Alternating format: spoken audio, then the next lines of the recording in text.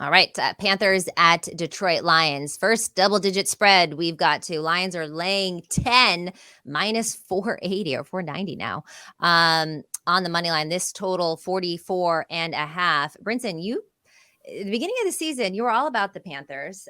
Yes. Have we flipped? We have flipped. Mm. This line, RJ actually got it in on Sportsline at -8.5, which is another good example of why you should use promo code PICK. Go to sportsline.com/join, enter promo code PICK. You'll get your first month for $1. And you've already missed, and RJ's like doing well at Sportsline. He's doing as well, but you've already missed any of that cool period RJ had. This is where when RJ can steal Pete's line, when the leaves turn brown, I wear the league crown, which is what Pete used to say, which is just a terrible it's just like a terrible comment, but Pete would run it back over and over again. The point being is, if you were a Sportsline member and had alerts turned on for RJ's picks, you would have gotten, unlike me, the Lions at -8.5. I put the Lions in at -10. I don't like losing that 1.5 of value, and I have a feeling that RJ's not going to take that loss of value, but I don't care. You know why? Bryce Young is starting. He's going into a hostile environment. We talked about home field advantage at length on Monday's show. And while home field advantage might not matter much in the NFL, or might not matter as much in the NFL in 2023, it does matter in the Superdome, or the Ford Field. What was Superdome? What am I talking about? Ford Field. Yeah, I don't know. I domes my head's Thursday. Thursday. I just by the time we get to Thursday, it's like right, exactly. Yeah, I'm just yelling dome. Yeah. Like those Lions fans, that team is 3-1. They're playing great football. They just beat the snot out of the Packers 10 days ago, so they got extra rest in Lambeau Field. This Lions team, their fans believe they could make it to the Super Bowl because of how the NFC is constructed, maybe even win the damn thing, just because the AFC is kind of a little more wide open than it was. Those fans are going to be loose as a goose when Carolina comes in there. 8 false starts for the Panthers offensive line in Seattle against the 12th man. They're going to have trouble with pass protection. There's no one to push the ball down the field. And the Lions' 2 biggest strengths, their offensive line and their defensive line, are perfectly set up to negate, 1, the Panthers' biggest strength on defense, their defensive line, and 2, to exploit the Panthers' biggest weakness, which is their offensive line. And I think this has major bloodbath potential. And the only way that the Panthers keep it, if the Panthers could lose by 7, if there's a bull caca last second touchdown to Adam Thielen on a 14 play. And a tutu? Yeah, a tutu touch. Yeah, right. Puka, I think is the a puka and a tutu. And if there's a backdoor touchdown from the Panthers and they cover the 10, so be it. I'll be pretty annoyed. I think the Lions roll in this game. Yeah, but I don't know how they're getting a backdoor touchdown. They can't get any touchdowns with Bryce Young. They've had two offensive touchdowns in 3 games with him at the quarterback. And that false start fest that you talked about in Seattle, that was with Andy Dalton at quarterback, and they were scoring otherwise. They were actually removing the ball well and competed in that game. If not for all those penalties, they probably would have covered that game. But the Bryce Young experience has been a little bit different. The Carolina defense actually played solid versus Minnesota despite the injuries that they were dealing with, just 14 points allowed defensively. Offense was horrible. Supposedly a good matchup against Minnesota. Minnesota didn't bring as much aggressive pressure as usual because they didn't have to, and it worked out for them. And now Carolina's 31st in yards per pass and 30th in yards per play on offense, while Detroit's defense is 4th in yards per play, dominant in the last 2 weeks against Atlanta and Green Bay. Similarly, limited offenses to some extent. I know Green Bay started to get people back, but their offensive line was a mess in that game.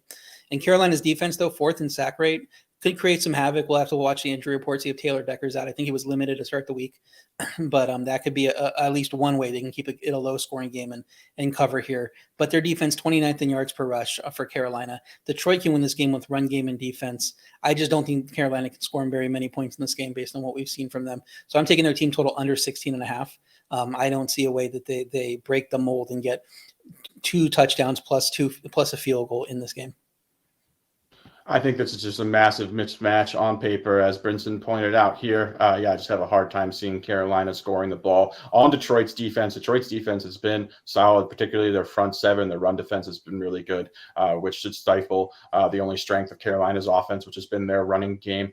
Interested to see if Amon-Ra St. Brown suits up. He's yet to practice this week. I think we'll see a very, very heavy concentrated dose of David Montgomery, just a ton of carries for him coming off that big career performance performance against Green Bay. Jameson Williams likely to make his season debut this week. Interested to see him. He'll add an element of speed to the perimeter of Detroit's offense that I think they've been lacking. I was hoping to see Amon-Ra St. Brown and Williams on the field together to have a little glimpse of what this passing offense could look like, but might have to wait a week for that. So, yeah, interested to see how this offense looks without Amon-Ra St. Brown, though. Yeah, that would be I think a bit of a problem. But like, I mean, remember what was the line that Dan Campbell said? We're going to drench Jameson Williams with targets in the preseason, and then like he caught like 4 of them. So I think this is like a big redemption spot where bad preseason, coming off the ACL, had the gambling suspension, the NFL lightens it up, and it's like I mean I would have to see what the number is, but if I assume it's plus 250 for any time touchdown. I'd be curious too. 1 career catch for Jameson Williams so far. And it was a touchdown. 1 career catch. Yeah, it was. I think it was a big touchdown. It was like a 60-yard touchdown. Yeah. And like, I mean, like I burned waiver claims on this guy. Like, I think they will try to get him involved, particularly on some deep shots. And you can really, if you can hold up against Carolina's front four, you can get some deep shots off for sure. The Titans. One quick question for prop stars though, and Jahmyr Gibbs. I feel like he's been very frustrating for fantasy owners. What is your take on props for Jahmyr Gibbs? Because his usage has kind of been all over the place. Yeah, inexplicable. I just obviously it's hard to argue with the Lions results. Going 3-1, they've been very successful, played good football. But yeah, it's just puzzling to me taking this guy 12th overall, seemingly building your offense around him in the offseason, or that was a lot of what was coming out of Detroit's camp, and then just his utilization, just really not utilizing him. But besides the game where Montgomery sat out, he's only had 7 rushing attempts per game. I just think he needs to be more involved with the offense. Just going to wait and see until that materializes. So you're just laying off Jahmyr Gibbs props.